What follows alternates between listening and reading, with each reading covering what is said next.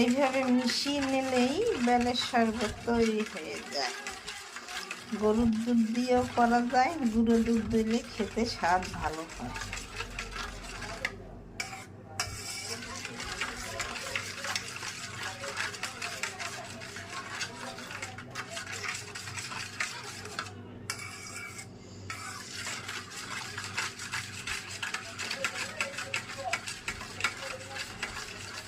মিশানো আমার হয়ে গেছে,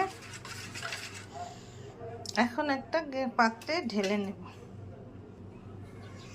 এই যে দেখুন, আমার বেলের শরবত বানানো তৈরি হয়ে গেছে।